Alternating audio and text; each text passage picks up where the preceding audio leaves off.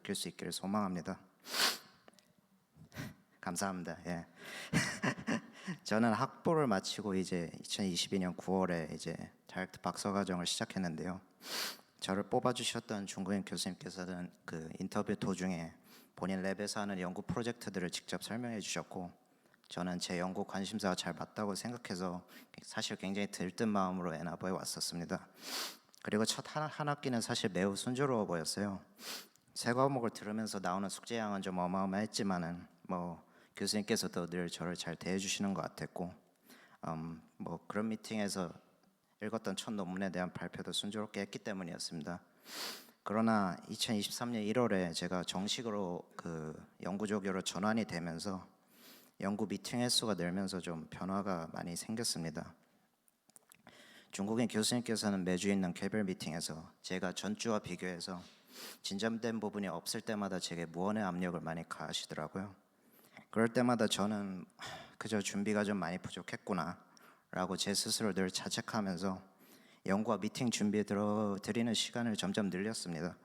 그리고 사실 지금 와서 보면 참 부끄러운 일이지만 이 시기에는 아예 기도와 예배를 전혀 드리지 않았고 하나님과의 관계에서 완전히 단절된 삶, 즉 성경에서 말씀하신 죽은 삶을 살았습니다. 그러나 이렇게 해서 과연 제가 잘 됐을까요? 전혀 그렇지 않았습니다. 오히려 저의 삶은 점점 악화되었습니다. 제가 하고 있던 연구 프로젝트에 대한 진전이 전혀 이루어지지 않는 시점이 생겼고요.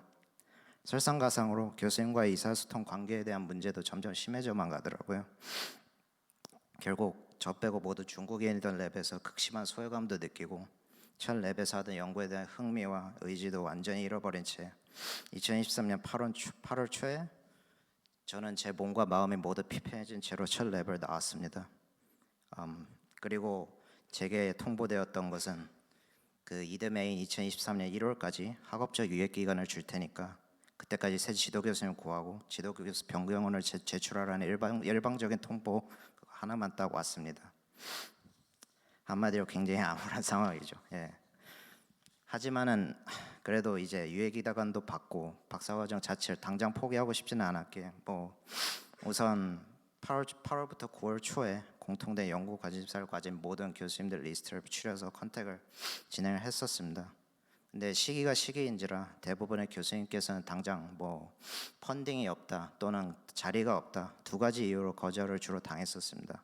하지만 다행히도 새로 애나버에 조교수로 부임하시는 분과 같이 연구해보지 않겠냐는 답변이 와서 2023년 가을 학기는 일단 무사히 시작은 할 수 있었습니다. 또 한편으로는 이 당시에 든 생각이 박사학위라는 당장의 떡을 위해서 애나버로 왔던 제게 첫 랩에서의 뼈아픈 경험으로 인해 내가 애나버라는 광야에 온 진짜 이유, 그리고 과연 무엇이 진짜 참 진리인가, 진리는 하나이니까요 에 대한 궁금증이 서서히 자라기 시작했습니다.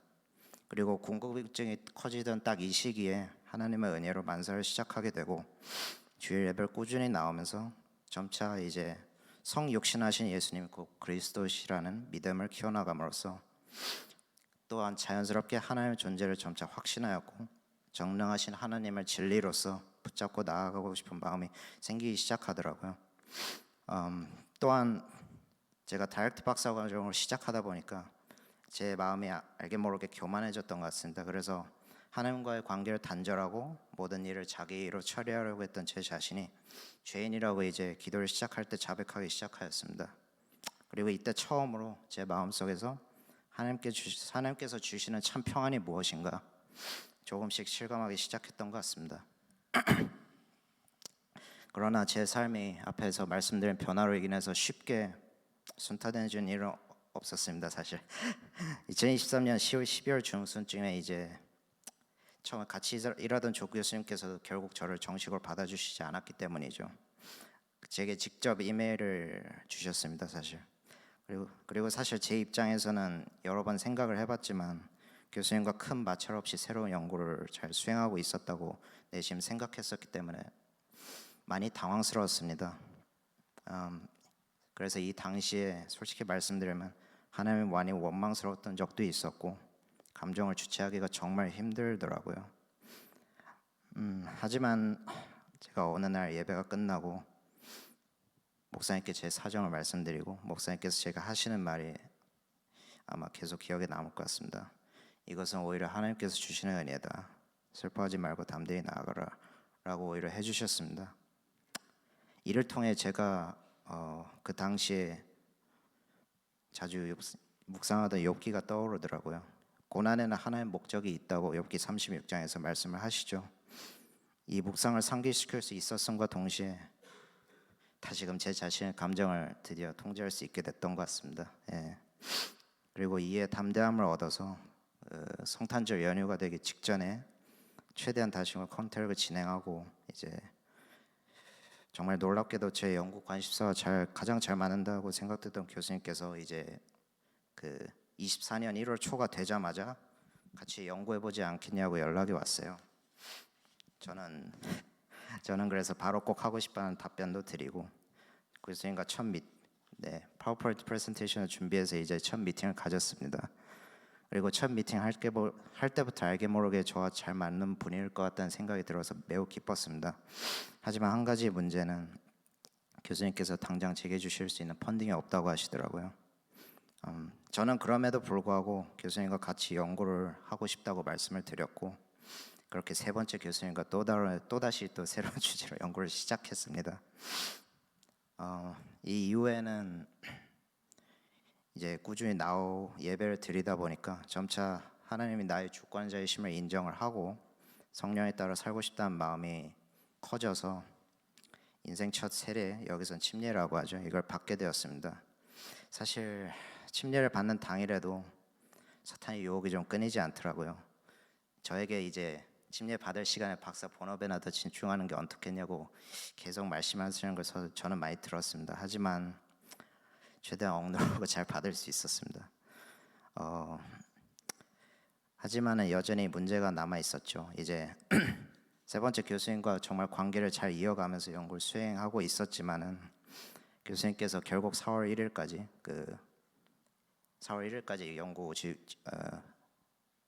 연구 지도교수 변경을 내라고 했었으니까요. 4월 1일까지도 결국 펀딩이 나오지 않아서 그 지도교수 변경을 결국 제출할 수가 없었습니다. 그래서 결국 저를 박사과정에서 해고할지 말지를 결정하는 위원회를 구성하는 단계까지 이르렀습니다.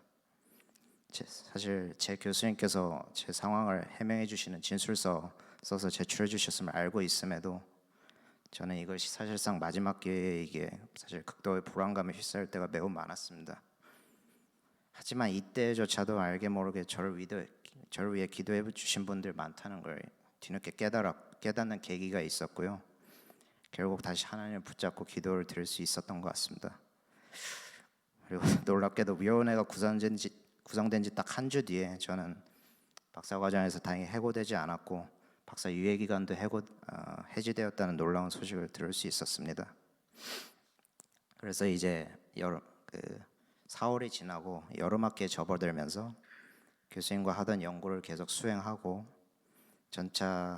수행하면서도 이제 점차 기도하고 예배드리는 시간을 늘려갔습니다. 사실 저 한 사람이 매우 부족하고 죄인임을 잘 알지만은 조금이나마 성전이 될 수 있었으면 하는 마음에서였습니다. 그리고 5월 중순쯤에 갑작스럽게 재정부 행정 목사로서의 제의가 들어왔습니다. 사실 처음에는 약간 당황스러웠지만 하나님께 조금이나마 봉사할 수 있는 계기가 될 수 있지 않을까 하는 마음에 사실 의외로 흔쾌히 받아들였던 것 같습니다. 이후에는 쭉 이제 진행을 하다가 가을학기 시작하기에 불과 한 달 전쯤에 교수님께서 드디어 펀딩이 확정되었고 제게 주시겠다는 소식을 전해주셨고 저는 8월 초에 다행스럽게도 성공적으로 지도교수 변경을 제출했어요. 그리고 정식으로 다시 박사과정을 밟을 수 있게 되었습니다. 예.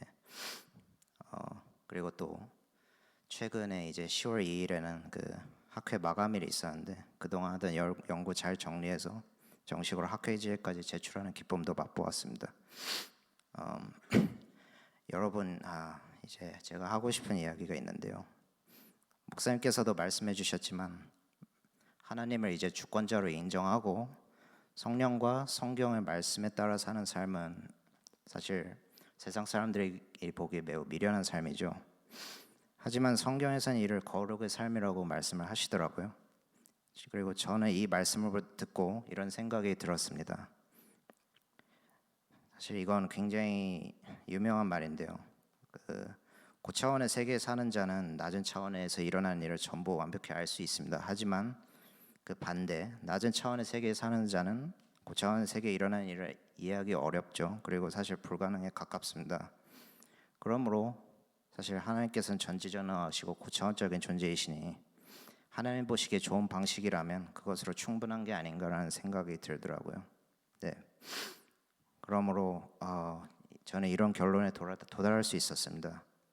하나님을 믿지 않는 사람들 설령 이 길을 미련하다고 비웃을지라도 거룩의 삶을 살려고 노력하려는 것을 두려워할 필요까지는 없다. 이런 결론에 이를 수 있었습니다. 또한 이제는 하나님께서 저를 에나버라는 광야에 이끌어 주신 이유를 명백히 알 것 같습니다. 저는 이렇게 생각합니다. 하나님께서 본인 스스로를 알게 하시려고 저를 여기로 이끌어 주셨구나 하는 깨달음을 얻었습니다. 이 깨달음을 얻고 제 폭풍 전야와도 같던 1년을 돌아보니까 정말 너무나도 많은 하나님의 은혜가 있었음을 이제는 확신할 수 있습니다. 예. 간증을 들어주셔서 정말 감사합니다. 예. 예.